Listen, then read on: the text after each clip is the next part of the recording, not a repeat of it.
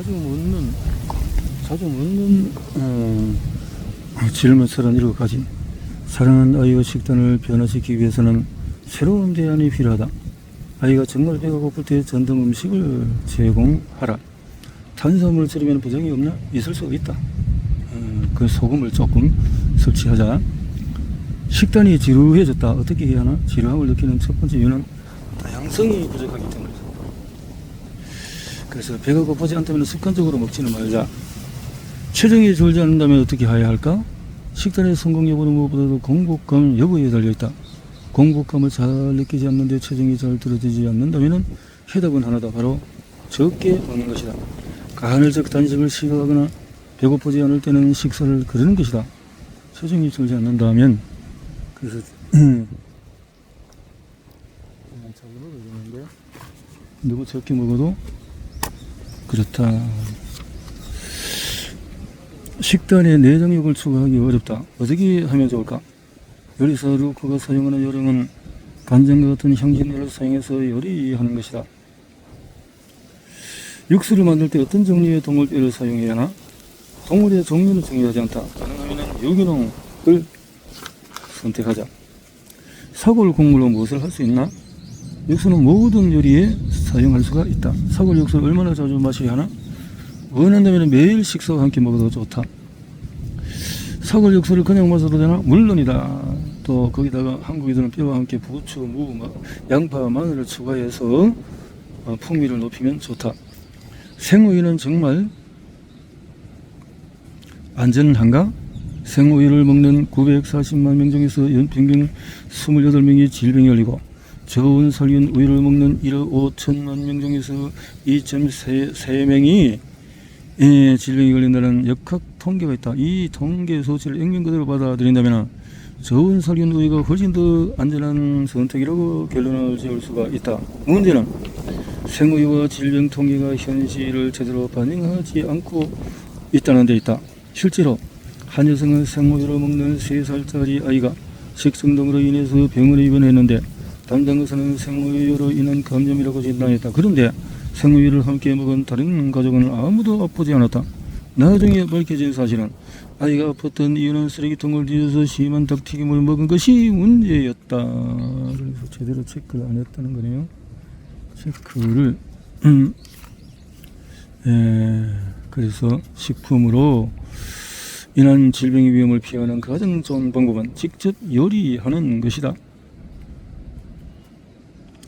그래서 외식은 질병에 걸릴 위험을 5 내지 10배 증가시킨다고 추정된다. 다음은 식품으로 인한 질병 보고 사례인데, 식품으로 그래서 잎채소를 먹어서 보면은 만여 건이 많네. 잎채소가 오히려 감자는 3,000건, 굴이 3,000건, 토마토가 3,000건, 베리류가 3,000건, 치즈가 2,700건, 아이스크림이 2,500건, 참치가 2,300건, 새싹이 2,000건, 계란이 163건. 자, 이 통계자를 보고 어떤 생각이 드는가? 가장 많은 질병을 일으키는 잎채소를 먹지 않는 것이 현명한 판단일까? 통계 자료에 의하면 우리가 마음 편하게 먹을 수 있는 진짜 음식은 없다. 나는 매일 생우유를 마시고 있지만 아무런 문제가 없다. 하지만 걱정이 된다면 생우유를 마시지 말라. 유제품의 효능을 누리려면 생우유를 마셔야 하나?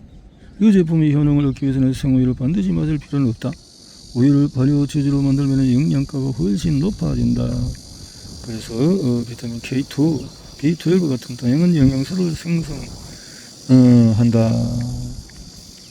우유는 산성식품이라서 뼈에서 칼슘이 빠져나가게 한다는데 진실이 아니다. 이러한 논리는 우유와 같은 산성식품이 혈액을 산성으로 만든다는 것이다. 몸이 pH를 중화하기 위해서 뼈에서 칼슘을 빼앗아간다고 설명한다. 우유는 칼슘이 풍부하지만 도리어 칼슘을 고갈시킨다는 역설이다. 이 역설은 진실일까? 그거짓이다. 이유는 다음과 같다. 첫째, 섭취하는 음식이 몸의 pH 균형을 변화시킬 수 있다는 논리는 생리학을 정면으로 위배한다. 신장의 주요 기능은 우리 몸이 pH 7.4에서 7.44 매우 적은 수치, 즉 pH의 적정 상태를 유지한다. 몸은 기하 상태에 있지 않는 한 신체의 조직에서 어떤 영양소도 빼지 않는다. 둘째로 우유의 pH는 6.5에서 6.7로 강산이 아니다. 정류수 7.0보다도 약간 낮다. 참고로 pH 7 미만은 산성, 7 이상은 알칼리성으로 분류한다. 오렌지 주스의 pH는 3.3에서 4.1, 바나나는 4.5에서 5, 식초는 2에서 3이다. 신장이 건강하다면 피클 한 병을 통째로 먹어도 몸의 pH는 변하지 않는다. 우유 마음 편하게 먹어도 된다. 왜 많은 사람이 유당 불내증을 앓고 있는가? 유당은 우유의 주요 당이다. 유당은 포도당과 갈락토스가 서로 결합한 상태다. 유당 불내증이 있는데 유제품을 식단에 포함해도 되나? 물론이다. 유제품 전체가 아니라 유당만 피하면 된다. 버터와 기버터에는 유당이 거의 없다. 버터, 크림도 유당이 거의 없다. 미생물은 발효 과정에서 유당을 소화하여 단백질과 기타 영양소로 전환한다. 치즈는 내가 좋아하는 음식 중에 하나이다. 글루텐은 나쁜가? 결론부터 말하면 모든 사람에게 나쁘다고 생각하지 않는다. 사실 글루텐은 수백 년 동안 중국, 일본 등등에서 사용되어 왔다. 글루텐. 문제는 글루텐이 씨앗기름과 당이 풍부한 정크푸드에 함께 혼합된다는 것이다. 당연히 가공식품은 우리 몸의 산화 스트레스와 염증을 유발한다.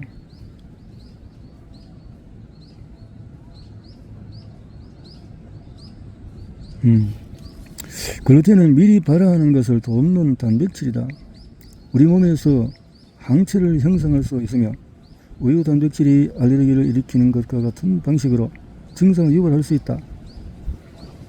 밀 단백질은 유연한 반죽을 가능하게 한다. 이 반죽은 공기를 가두는 독특한 능력 덕분에 매우 다양한 식품을 만들 수 있다. 항체가 자가 면역 반응과 같은 다양한 증상을 일으킬 수가 있다. 핵심은 글루텐 단백질이 문제의 주범이 아니라 글루텐과 함께 섭취하는 씨앗 기름과 당이 문제라고 판단이 된다.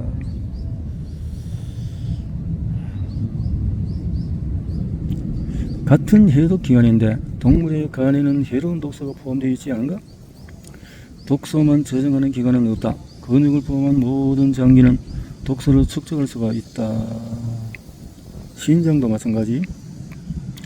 자폐아에게 얼마나 많은 개선 효과를 기대할 수 있나? 자폐증은 여러 복합적인 원인의 결과다. 하지만 건강한 식단이 감정, 사회성, 학습 능력에 상당한 변화를 가져올 수 있다.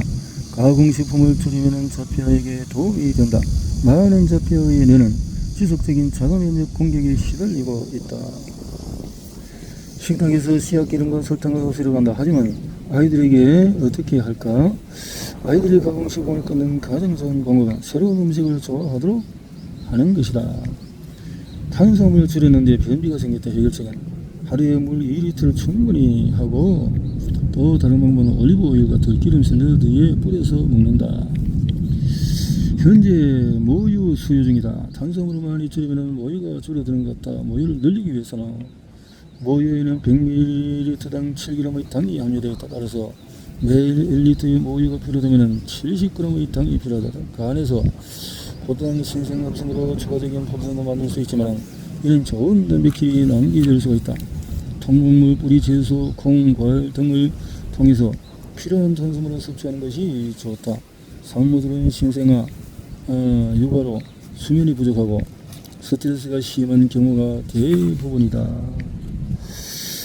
임신 중에서 탄수화물 섭취량을 적게 유지하는 것은 위험하지 않나? 걱정은 이해한다. 이러한 두려움은 고탄수화물 식단으로 인한 왜곡된 정보다.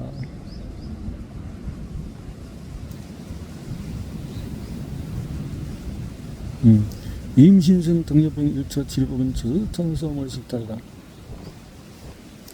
뿌리 깊은 영양을 통해 체중이 감량되어서 행복하다. 하지만 하루 중에서 특정 시간대가 되면 피곤하다. 왜 그럴까? 포도당을 태우는 대사에서 지방을 태우는 대사로 전환하고 있는 과정이다. 에너지 전환 과정에서 발생하는 부작용 중에 하나다. 오래지 않아 대사가 정상화돼서 에너지가 개선될 것이다. 소금 같은 것을 좀 늘리자. 술, 와인, 맥주와 같은 술은 당으로 보내야 되는 거 아닌가? 알코올이 당으로 보내야 된다는 것은 일반적인 오해다. 알코올은 대사되어서 아세토산으로 분해되며 아수자는 정성지방의 전고체이다. 정성 알코올의 단맛이 난다면 설탕과 유성은 인공감미료가 들어갔을 것이다. 술을 얼마나 마실 수 있나? 연구에 따르면 하루 4잔 이상의 음주는 건강에 좋지 않은 것으로 나와 있다. 내가 권장하는 술은 콤보차를 섞은 와인 1~2잔이다. 콤보차를 섞은 술. 나이가 들면서 머리카락이 점점 빠지고 더 좋은 식단은 일주일에 5일 이상 사골국물을 마시는 경험이라지 의미는 모발, 피부, 손톱에 도움이 된다고 말한다. 모발 성장을 도우는 비타민 B 복합체 비오틴과 유기농 육포도 날고기를 섭취하는 것이 좋은가? 호두 오일과 마카다미아 오일은 건강에 좋은가? 호두 오일은 오메가3 함량이 높아서 샐러드에 좋지만 요리에는 적합하지 않다. 반면에 마카다미아 오일은 부와 지방 함량이 높아서 두 가지 모두에 좋다. 영양 보충제를 섭취할 때 문제는 없나? 자연이 주는 비타민은 독성이 거의 없다. 웨슨 프라이스 박사는 온전히 관찰에 의한 기록만을 했다. 가치가 있을까? 프라이스 박사가 인간 집단을 대상으로 진행한 관찰 조사는 귀중한 연구 도구이다. 장기간 단식에 대해서 어떻게 생각하나? 현대인의 식단은 영양소 함량이 낮고 염증 유발 물질이 많다. 단식은 오믈리스에 다고 치유하는 좋은 방법이다. 단 장기간 단식보다는 3~4일의 단식을 권장하고 싶다. 샐러드 드레싱으로 올리브 오일을 대체할 수 있는 오일은 샐러드 풍미에 어울리는 오일을 사용하라.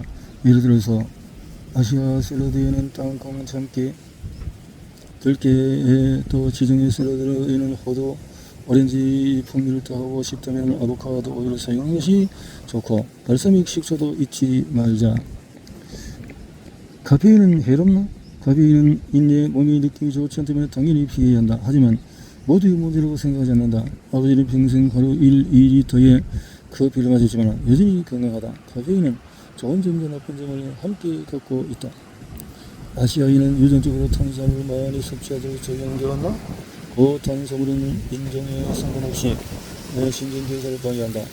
한국에서 진강, 동양, 최근, 중국, 한국, 일본, 필리핀 등 탄수화물을 자주 먹는 아시아인들은 백인 히스패닉 아프리카계 인종과 마찬가지로 당뇨병에 자주 걸렸다. 채소 주스에 대해서 어떻게 생각하나? 채소 주스를 만들면 채소의 성분 부분이 낭비되고 당을 많이 섭취하게 된다. 스무디로 갈아 마시면 좋다. 스테비아 감미료는 어떤가? 장의 단맛 수용체는 설탕, 스테비아, 인공감미료 등 모든 단맛에 동일한 방식으로 반응한다. 인슐린을 생산해서 지방 생성을 촉진할 수가 있다. 인공감미료가 비교적 안전하다고 해도 진짜 식품을 먹어라. 소금 섭취는 무엇이 줄이는 것이 좋은가? 아니다. 소금 섭취를 조심해야 한다는 생각은 잘못이다. 저의 음식 권장을 세지는 소금이 적이라고 생각하도록 만들었다. 소금을 너무 많이 먹어서 문제가 생기는 경우보다 소금을 충분히 먹지 않아서 생기는 문제가 더 많다. 오메가3를 보충제로 섭취해야 하나? 오메가3는 추출하는 과정에서 쉽게 파괴되기 때문에 신선한 것으로 먹자. 뿌리 깊은 영양을 간단하게 할 수 있는 방법이 뭔가? 최소한의 원칙은 다음과 같다. 매일 신선하게 먹자. 에필로그. 당신이 자각하는 순간 건강이 시작이 되어진다. 깨달아라. 옮기는 이거 지식의 격차가 건강의 격차이다.